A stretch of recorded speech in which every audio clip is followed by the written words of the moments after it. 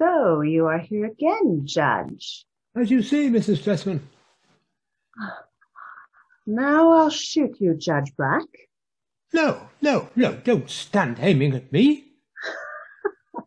This is what comes of sneaking in by the back way. Are you out of your senses? Dear me, did I happen to hit you? I wish you would let these pranks alone. Come in then, Judge. What the deuce? Haven't you tired of that sport yet? What are you shooting at? Oh, I'm only firing in the air. Allow me, madam. Ah, I know this pistol well. Where's the case? Oh. Now, we won't play at that game any more today. What in heaven's name will you have me do with myself? Well, have you no visitors? Not one. I suppose all our set are out of town. And is Tessman not at home either? No. He rushed off to his aunt's directly after lunch. He didn't expect you so early. How stupid of me not to have thought of that. Why stupid? Because if I had thought of it, I should have come a little earlier. Then you would have found no one to receive you, for I have been in my room changing my dress ever since lunch. And is there no sort of little chink that we could hold a parley through? You have forgotten to arrange one. Oh, that was another piece of stupidity. Oh, well, we must just settle down here and wait. Tessman is not likely to be back for some time yet. Never mind. I shall not be impatient.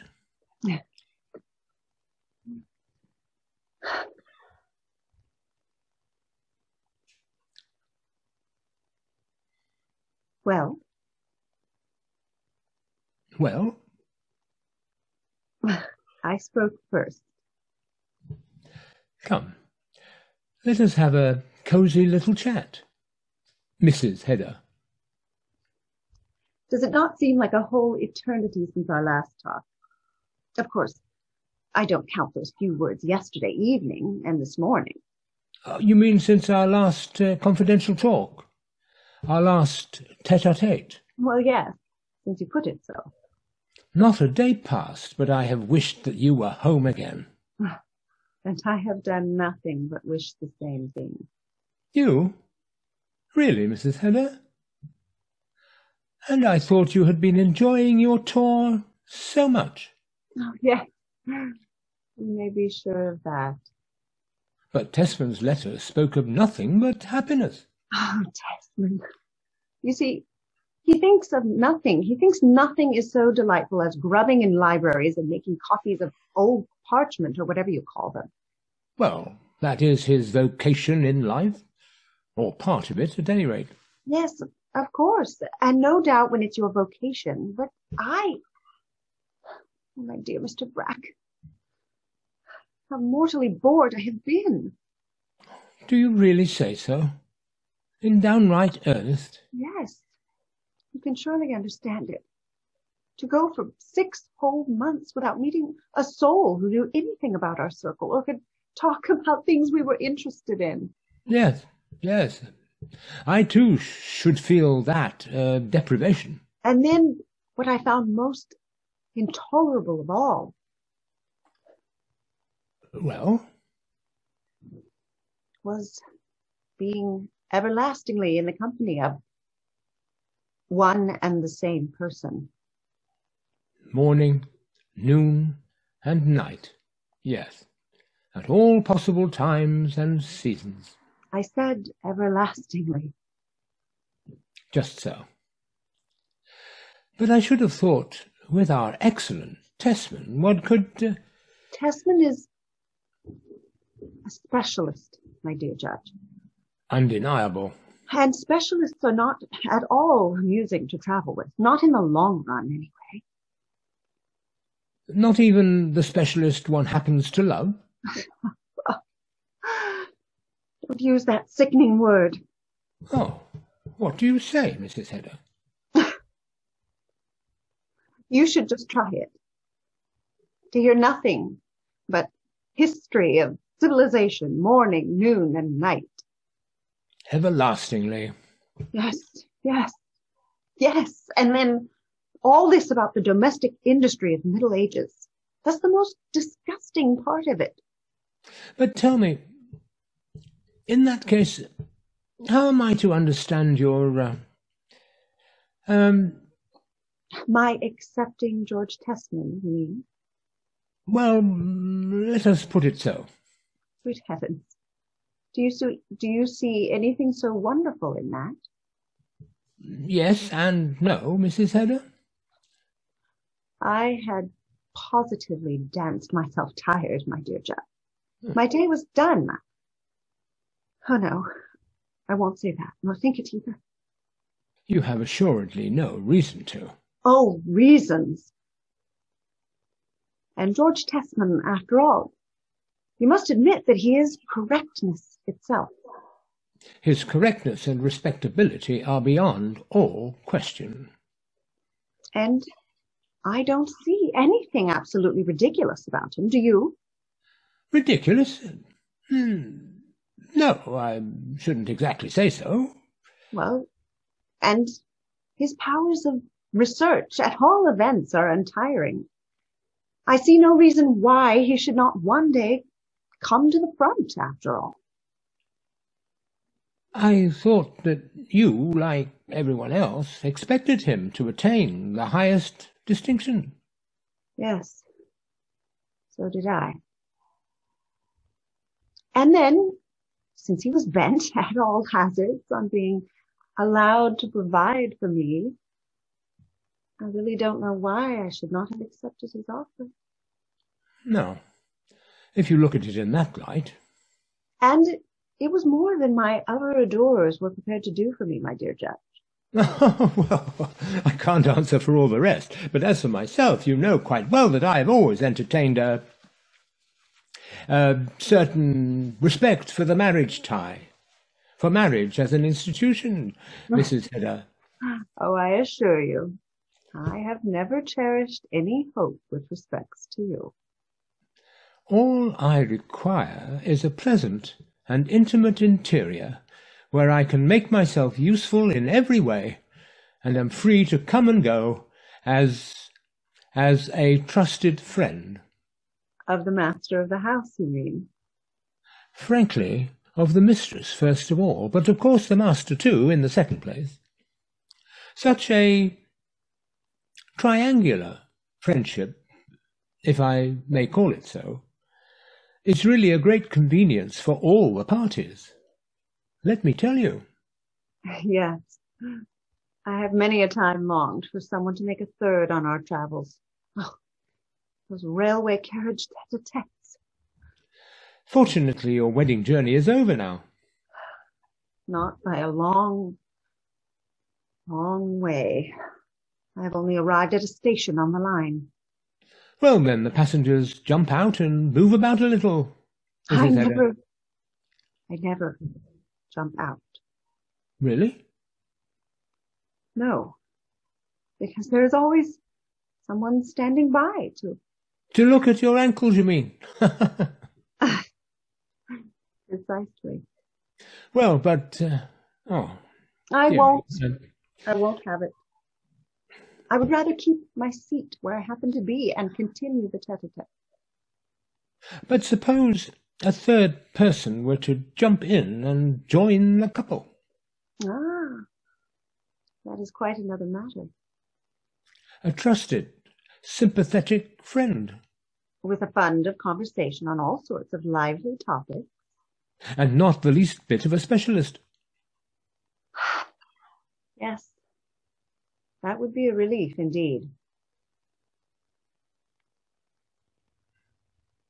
The triangle is completed. And on goes the train. What bonnet were you talking about? Oh, it was a little episode with Miss Tessman this morning. She had laid down her bonnet on the chair there. And I pretended to think it was the servants. Now, my dear Mrs. Hedda, how could you do such a thing? To the excellent old lady, too. You see, these impulses come over me all of a sudden. I cannot resist them. I don't know how to explain it. You are not really happy. That is at the bottom of it. I know of no reason why I should be happy. Perhaps you can give me one.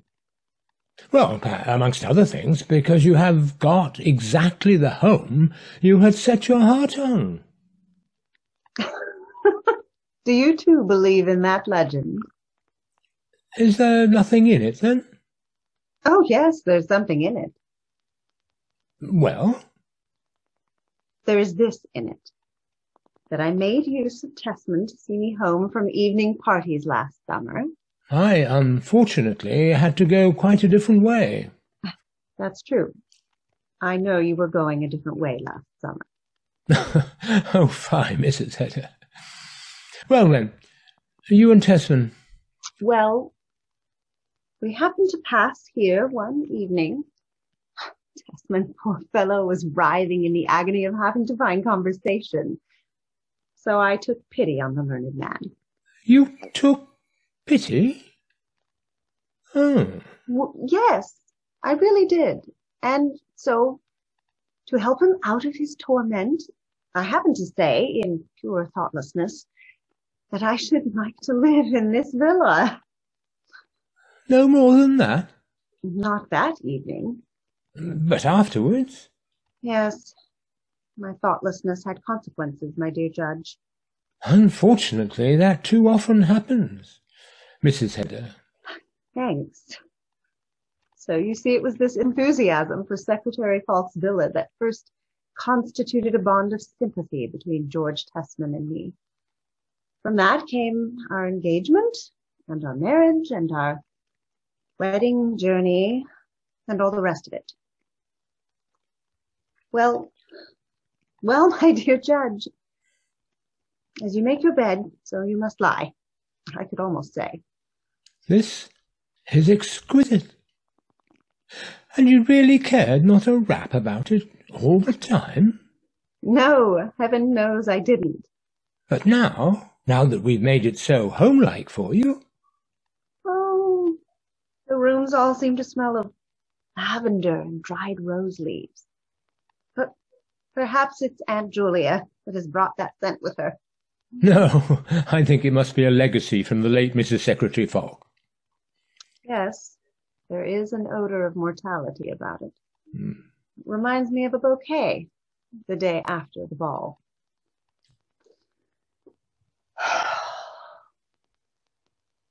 Oh, my dear Judge, you cannot imagine how horribly I shall bore myself here. Why should not you, too, find some sort of vocation in life, Mrs. Hedda? A vocation that should attract me? If possible, of course. Heaven knows what sort of a vocation that would be. I often wonder whether... But that would never do either. Who can tell? Let me hear what it is. Whether I might not get Tessman to go into politics, I mean. Tessman? No, really now. Political life is not the thing for him, not at all in his line. No, I dare say not. But if I could get him into it, all the same... Why? What satisfaction could you find in that? If he is not fitted for that sort of thing, why should you want to drive him into it? Because I am bored. Bored, I tell you. So you think it quite out of the question that Tessman should ever go into the ministry? You see, my dear Mrs. Hedda, to get into the ministry, he would have to be a tolerably rich man. Yes. There we have it. It is this genteel poverty I have managed to drop into. That is what makes life so pitiable, so utterly ludicrous. But that's what it is. Now, I should say the fault lay elsewhere. Where then? You have never gone through anything really stimulating. Anything serious, you mean? Yes, you may call it so, but now you may perhaps have one in store. Oh, you're thinking of the annoyances about this wretched professorship. But that must be Tessman's own affair. I assure you, I shall not waste a thought upon it. No, I dare say not. But suppose now that what people call, in elegant language, a solemn responsibility were to come upon you. A new responsibility, Mrs. Hedda? Be quiet. Nothing of that sort will ever happen. We will speak of this again a year hence, at the very outside. I have no turn for anything of the sort, Judge Brack. No responsibilities for me. Are you so unlike the generality of women as to have no turn for duties which... Oh, be quiet. Be quiet, I tell you. I often think there is only one thing in the world I have any turn for. And what is that, if I may ask? Boring myself to death. Now you know it. Yes. As I thought. Here comes the professor. Come, Mrs. Hedda.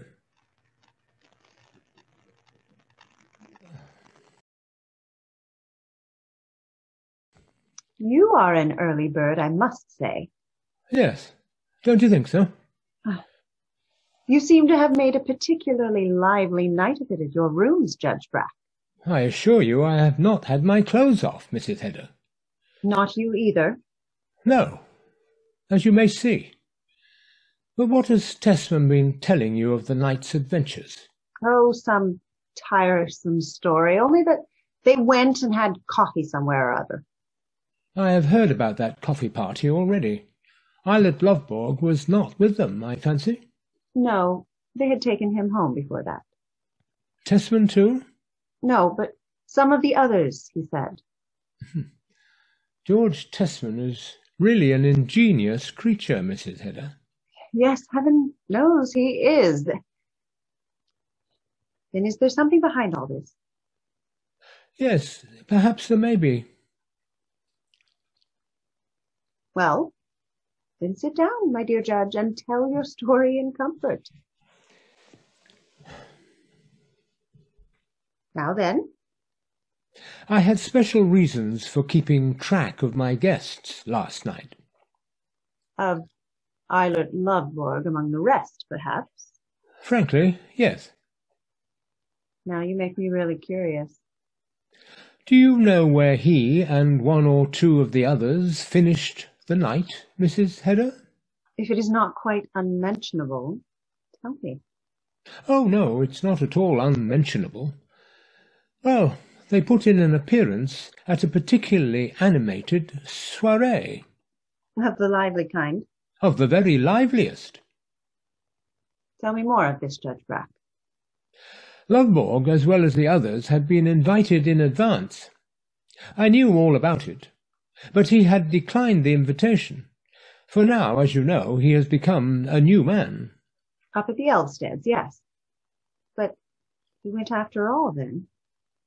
Well, you see, Mrs. Hedda, unhappily, the spirit moved him at my rooms last evening.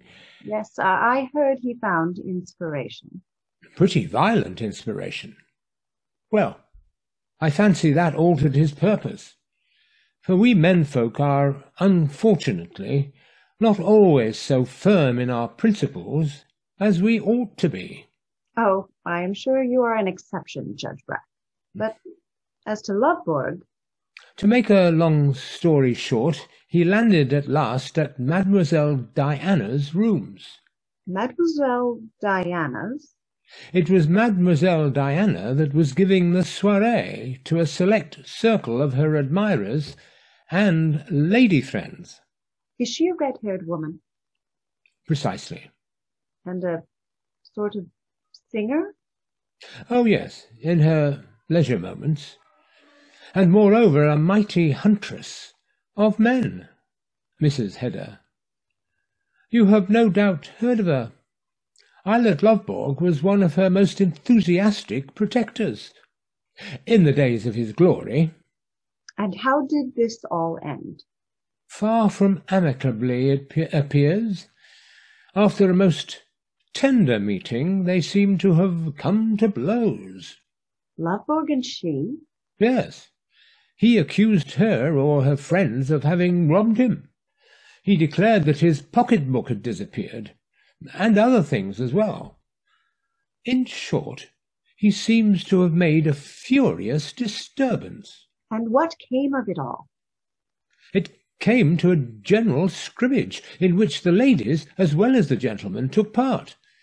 Fortunately, the police at last appeared on the scene.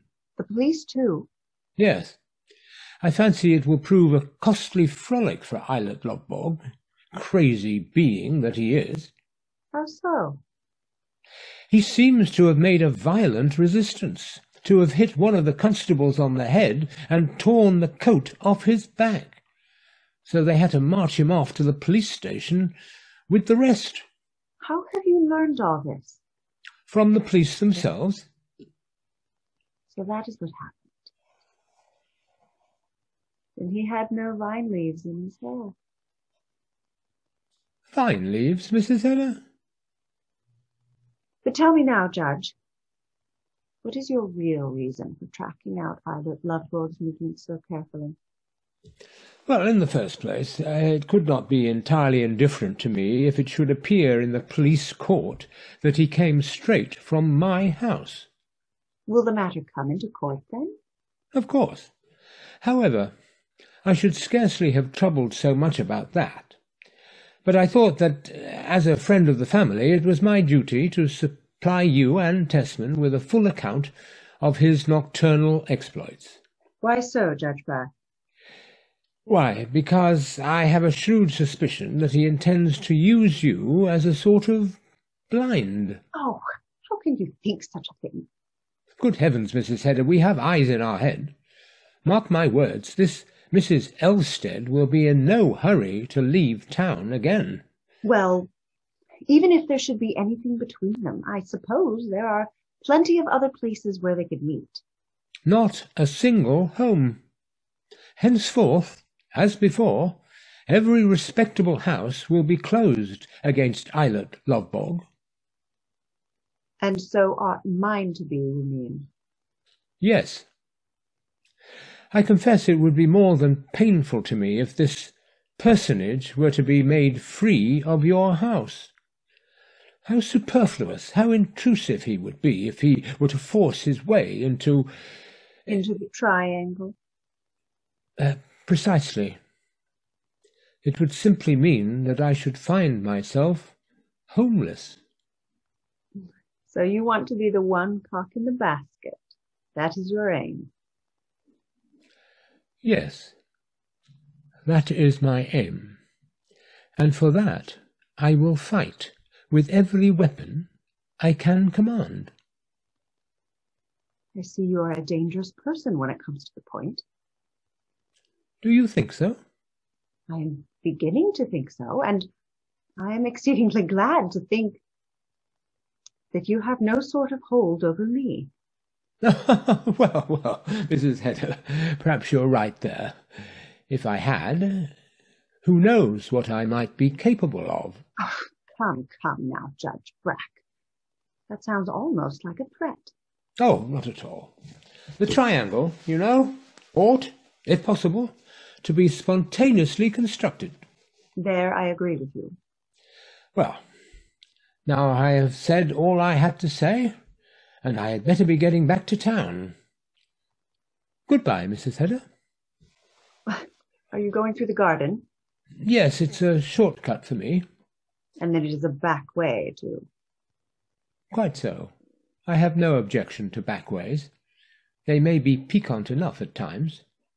When there is ball practice going on, you mean? Oh, people don't shoot their tame poultry, I fancy. Oh, no. When there is only one cock in the basket.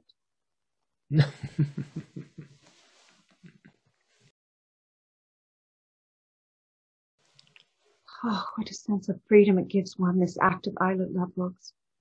Freedom, Mrs. Hedda? Well, of course, it is a release for him. I mean for me.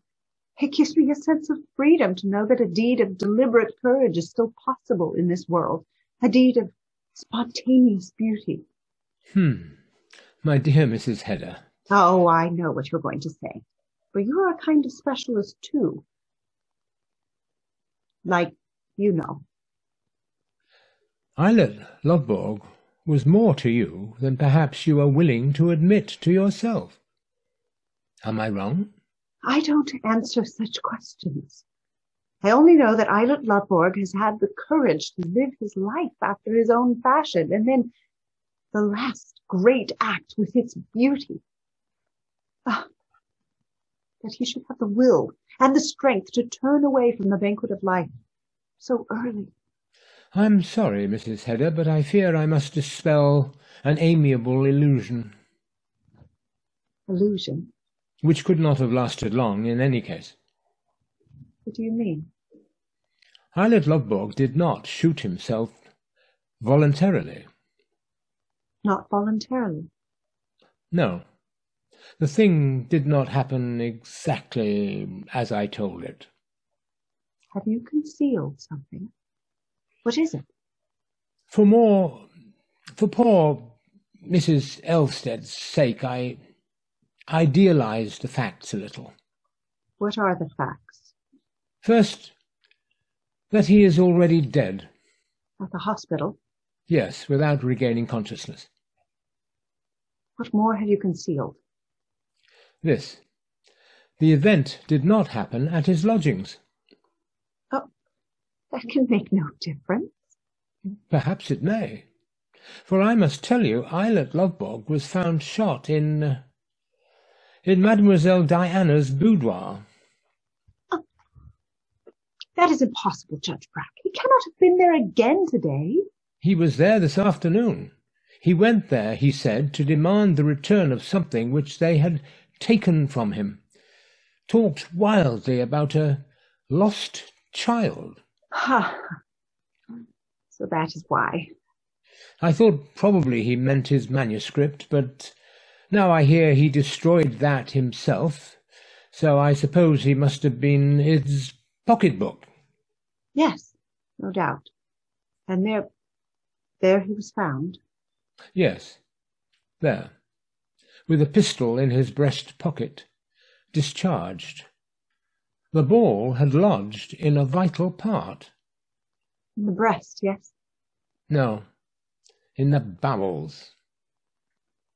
That too? Oh, what a curse it is that makes everything I touch turn ludicrous and mean. There is one point more, Mrs. Hedda. Another disagreeable feature in the affair. And what is that? The pistol he carried. Well, what of it? He must have stolen it. Stolen it? That is not true. He did not steal it.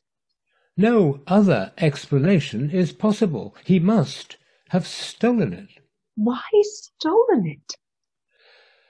Because every other explanation ought to be impossible, Mrs. Hedda. Indeed. Of course, Eilert Lovborg was here this morning. Was he not? Yes. Were you alone with him? Part of the time. Did you not leave the room whilst he was here? No. Try to recollect. Were you not out of the room a moment? Yes. Perhaps just a moment. Out in the hall. And where was your pistol case during that time? I had it locked up in... Well, Mrs. Hedda? The case stood there on the writing table. Have you looked since to see whether both the pistols are there? No. Well, you need not.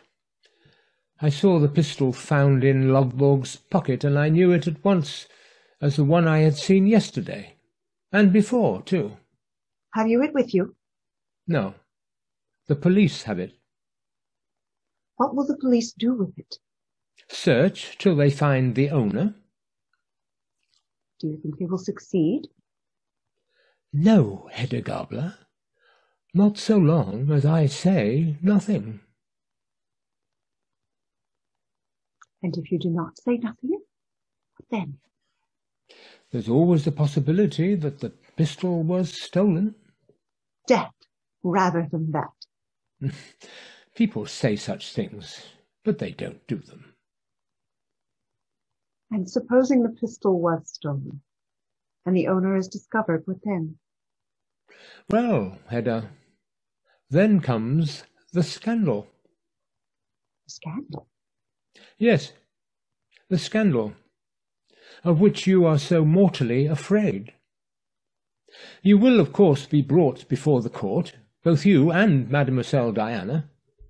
She will have to explain how the thing happened, whether it was an accidental shot or murder. Did the pistol go off as he was trying to take it out of his pocket to threaten her with?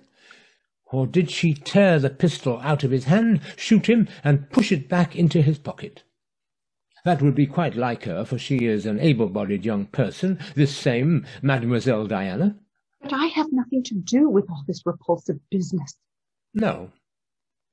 But you will have to answer the question. Why did you give Eilert the pistol? And what conclusions will people draw from the fact that you did give it to him? That is true. I did not think of that.